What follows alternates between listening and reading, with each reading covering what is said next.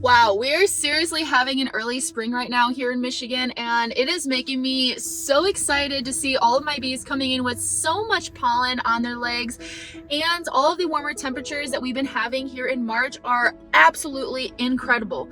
But I do just want to warn all the second year beekeepers that spring is still not here yet. So in this video, I want to talk about what the flow schedule usually looks like here in Michigan and what to expect for the upcoming year so that we don't jump the gun and cost us our hives. Come on.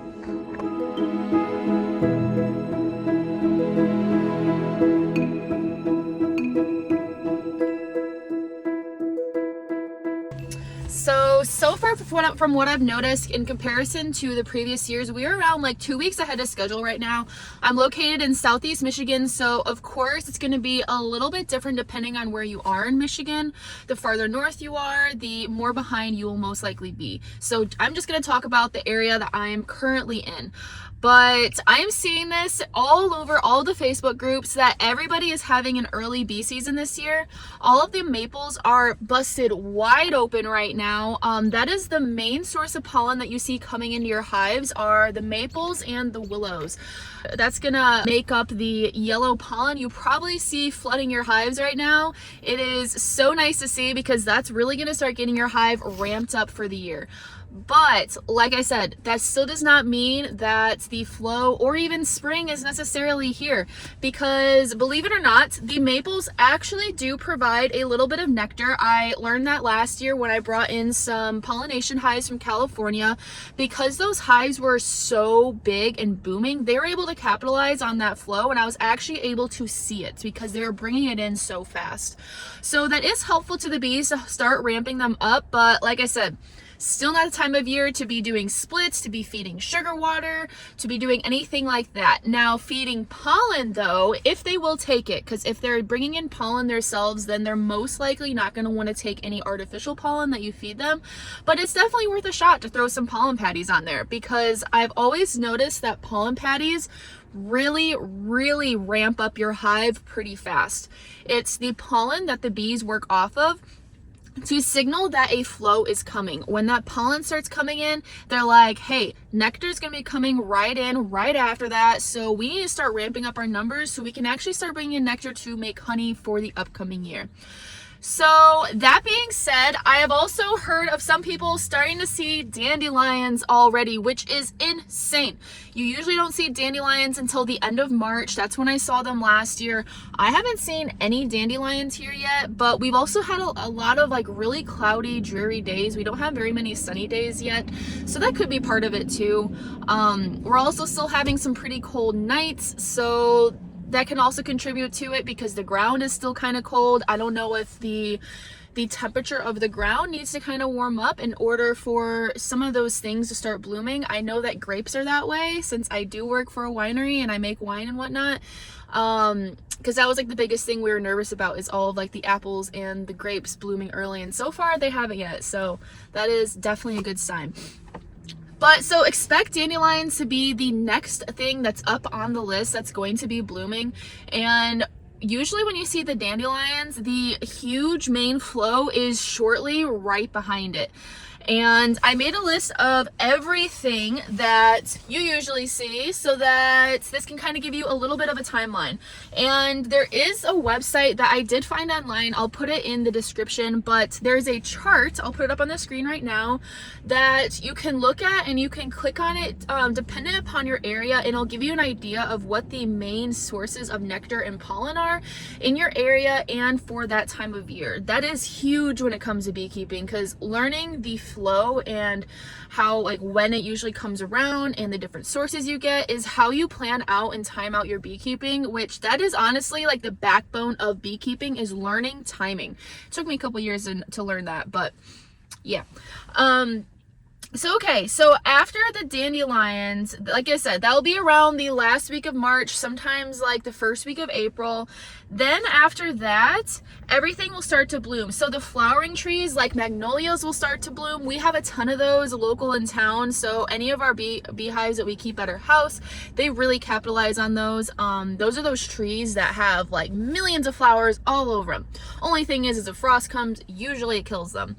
And during that time, you're also going to be having all of the apples, all of the blackberries, all of the trees that have buds and flowers typically start budding then.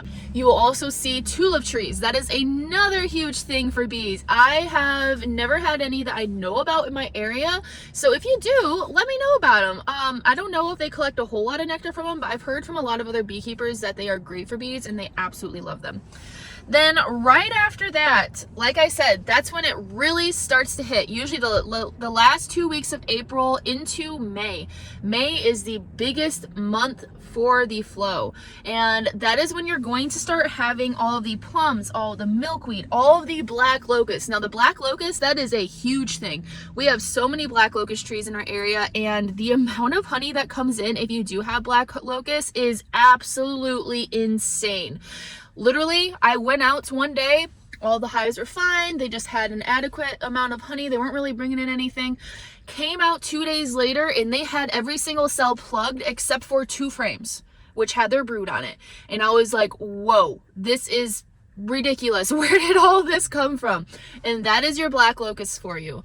They're those really big trees that have a lot of really big white flowers on them, and they make honey that is crystal clear and has its own unique taste. It's very sought after. So if you have black locust in your area, definitely capitalize on that. And like I said, usually that's around the 2nd week of May. That's really when they start to hit good. Maybe it'll be a little bit early this year. We'll see. I don't know. It depends on if we're going to have any more freezes and all of that, but yeah, I don't know. We might have an amazing spring this year. Then also during that time, the clover, the alfalfa, and also basswood. That is another big source. Really, any tree that flowers is a really big source of nectar for your bees because they have they have so many more sites for them to collect from versus like a couple flowers in your garden or like a bush. A bush is good too, but you want to have some sort of plant. If you're looking into planting things for your bees, you want to have some sort of plant that has multiple flower sites for the bees to collect from. The more the merry.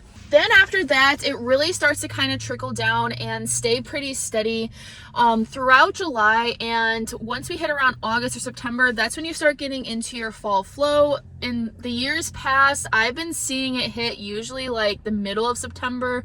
It's been pretty late. I know some years it hits in August, but for my area in particular, well, also at the same time, last year for our fall flow for goldenrod, we didn't see any nectar coming in. We saw a ton of pollen, but no nectar. So a lot of the hives were starving and had to be fed because of that, because they were still going out and collecting, but not really getting any food to help with that. So that's not really that good.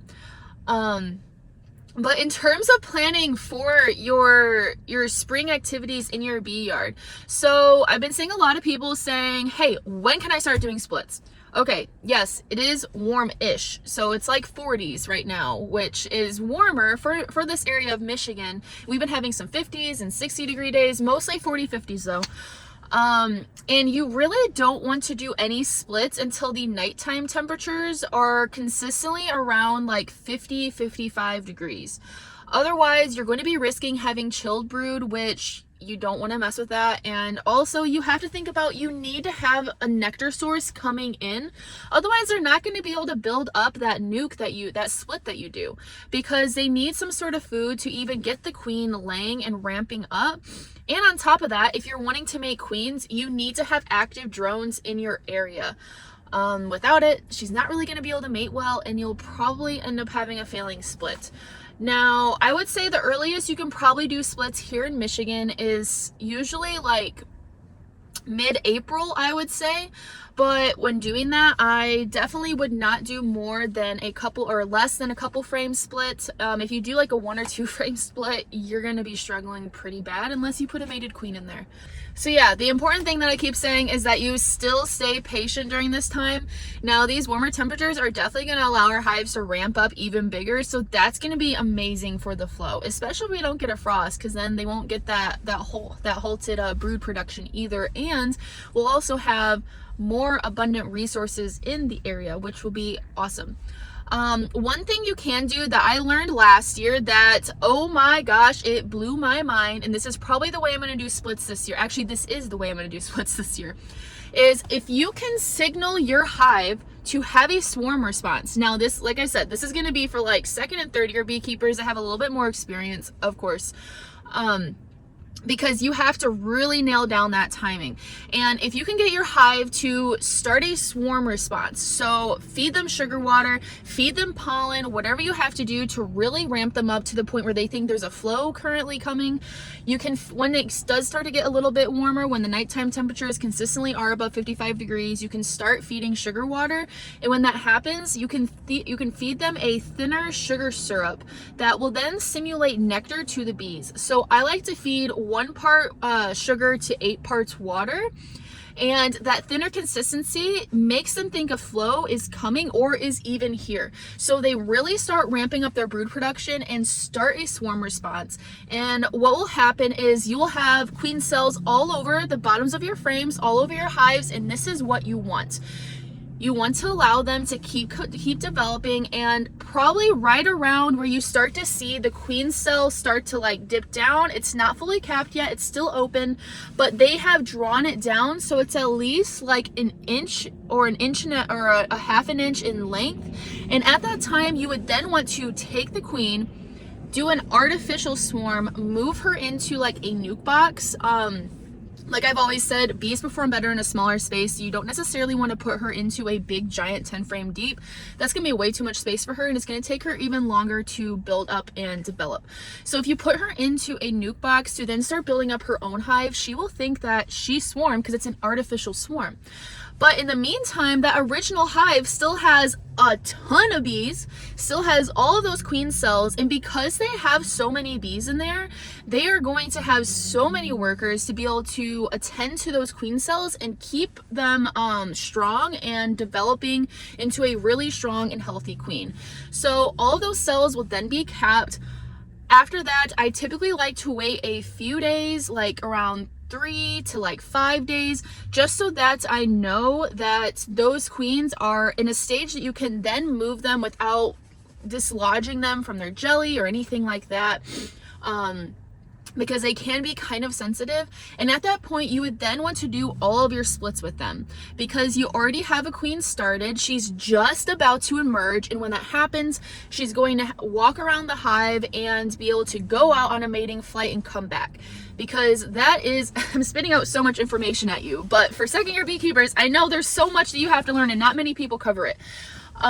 So when you do that split, here's another thing. So if you have all of those swarm cells and you put them into a nuke, again, this is why I like nukes so much versus a 10 frame deep. I know it's more money to buy nukes, but the amount of things you can do with a nucleus colony is a game changer with beekeeping because it really speeds up the timeline. So you take those frames that had those swarm cells on the bottom of the frame and you put those into nukes and do like a 2 frame split, put in some other frames in there. If you have drawn comb, that's even better because they'll build up even faster. Then so when the queen hatches, she waits, they typically say around 10 days before she'll go out on a mating flight. 1, she has to develop, and 2, she has to walk around that entire hive before she's able to go out on a mating flight.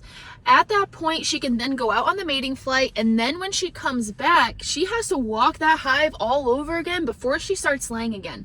So this is why I say having her in a smaller box is going to be way better than having her in a bigger box, because the amount of time for her to walk around an entire 10 frame deep is going to be actually like at least like 3 or 5 days longer when you add in before her mating flight and after her mating flight, versus having her in a nuke box. It will be so much faster.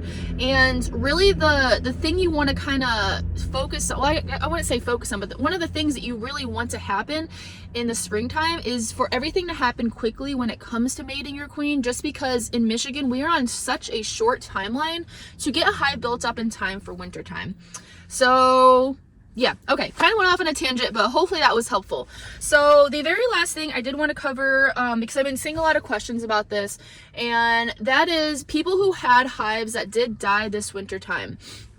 A lot of people are asking, okay, what can I do to clean up my hive to prepare them for the upcoming bees that I'm going to be getting and putting in there?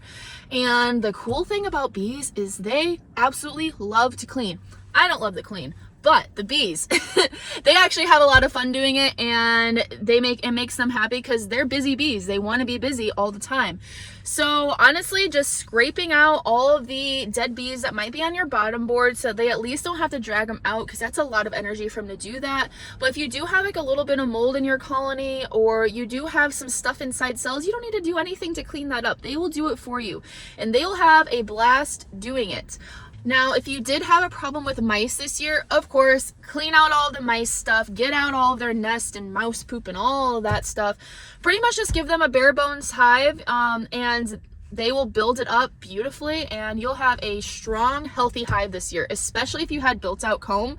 You'll be amazed how quickly they build up. You're not starting from zero if you did have a dead out hive. I see a lot of people get very, very sad about losing a hive, which, yes, nobody likes losing a hive because we become attached to each one of our hives. But the cool thing is you're not starting over. You have all of that drawn out comb, and drawn comb is literal gold. Your hive will double in size in 1/10 of the time as they did last year when they had to build up each frame and build out the comb. So yeah, I hope that was helpful. If you have any other questions, please feel free to reach out. I would absolutely love to help. And hey, I like doing these question and answer videos, so I know I kind of feel like I babble on sometimes, but hopefully some of it makes sense and is helpful to you. But yeah, so spring is coming, and don't get too ahead of yourself. I'm trying not to right now. In the years past, I have definitely jumped the gun and have paid for it. So I've learned to be patient. I think that was like the number one thing I had to learn in the last year is patience, because I'm not typically somebody who is very patient, but I'm getting a lot better with it. But all right, that is it for me today. I'll see you guys in the next one, and don't quit and be fit.